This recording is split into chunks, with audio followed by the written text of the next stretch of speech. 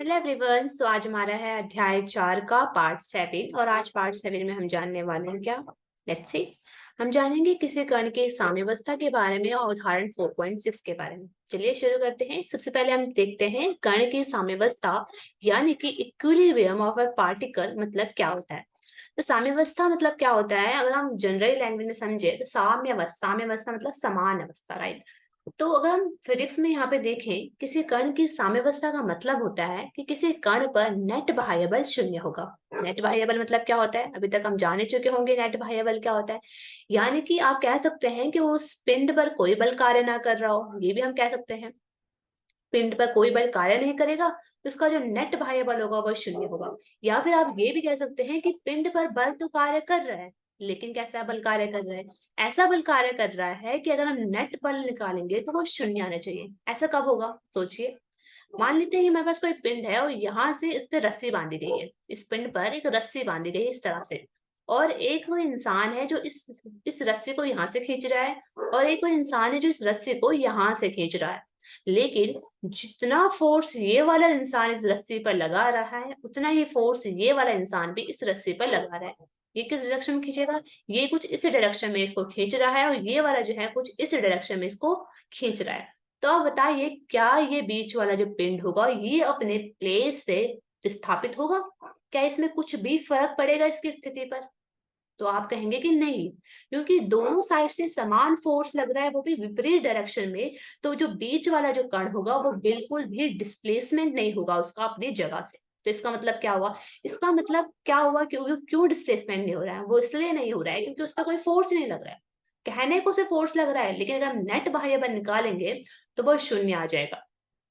Net बाह्य बल क्या आ जाएगा? शून्य आ जाएगा। तो इसी वाले केस को हम कहते हैं कि कण जो है यहाँ पर वो साम्य अवस्था में। साम्य अवस्था मतलब हुआ कि कण पर नेट बाह्य बल शून्य होता है, इसी को हम कहते हैं कण पर साम्य अवस्था। तो प्रथम नियम के अनुसार हम जानते हैं कि जो कण नेट बाह्य बल मतलब क्या होता है कि या तो कण विराम अवस्था में होगा या फिर वो एक समान गति कर रहा हो। एक समान गति में भी क्या होता है कि नेट बाह्य बल शून्य आता है। साम्यावस्था के लिए क्या आवश्यक होता है हम जान चुके हैं। साम्यावस्था के लिए आवश्यक होता है कि एफ का मान जो होना चाहिए -F2। F1 बराबर -F2, यानी F1 और F1 दोनों फोर्स समान है लेकिन डायरेक्शन डिफरेंट है।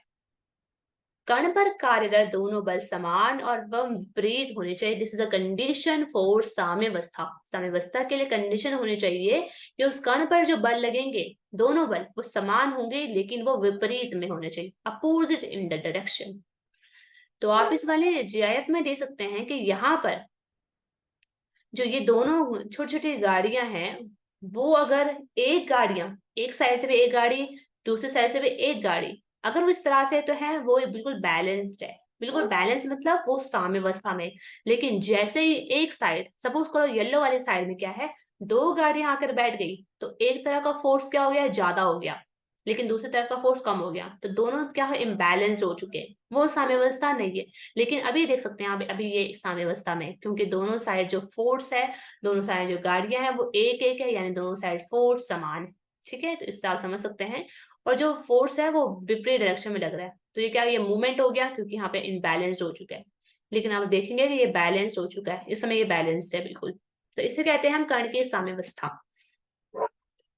देखो, अभी हम जो बात कर रहे थे वो दो बल के लिए कर रहे थे। दो बल की कंडीशन ये होनी चाहिए। मान लेते हैं मेरे पास तीन बल हुए तो क्या होगा? तीन बल के केस में यानी कि F1 F2 F3, उस केस में क्या होना चाहिए कि हमारे पास जो तीनों के लिए जो सदिश योग आएगा तीनों बलों का, वो हमेशा शून्य आना चाहिए। सदिश योग। अब हम बात करते हैं उदाहरण 4.6 की। ठीक है, जो कि कण की साम्यावस्था से जुड़ा हुआ एक क्वेश्चन है। तो क्वेश्चन 4.6 में कहा गया है कि 6 ग्राम संहति, 6 ग्राम द्रव्यमान के किसी पिंड को छत से 2 मीटर लंबाई की डोरी द्वारा लटकाया जाता है। ठीक है, ये छत है हमारी कोई, तो ये डोरी है, 1 मीटर यहाँ पे इसका, 1 मीटर यहाँ पर है। ठीक है, यहाँ से जो है एक पिंड यहाँ पे लटकाया गया है। कितने का है? 60 न्यूटन फोर्स पे लग रहा है नीचे की तरफ। क्योंकि ये कितने का है, 6 केजी का है, तो उसपे फोर्स जो लगेगा वो 60 केजी का, 60 न्यूटन का लगेगा। आप निकाल सकते हैं फॉर्मूले से कि F बराबर क्या होता है, F बराबर होता है mg। m की वैल्यू है 6 और g की वैल्यू आप रख सकते हैं यहाँ पे 10। तो आपके पास फोर्स निकल कर आ जाएगा कितना, 60 न्यूटन। तो इस पे लग रहा है नीचे की तरफ 60 न्यूटन का फोर्स। ठीक है, तो देख सकते हैं कि 50 न्यूटन का बल जो है इसका यहाँ पे लग रहा है बिल्कुल बीचों बीच। ठीक है, बीचों बीच पे यहाँ 50 न्यूटन का बल लग रहा है। ठीक है, क्वेश्चन क्या कहा गया है? क्वेश्चन कहा गया है कि साम्यावस्था में डोरी ऊर्ध्वाधर से कितना कोण बनाती है। साम्यावस्था कहाँ पे होगी? बिल्कुल बीच में जो है इसकी साम्यावस्था होगी। यहाँ पर जो है ये कितना कोण जो है बना रही है, कि हमें निकालना है थीटा।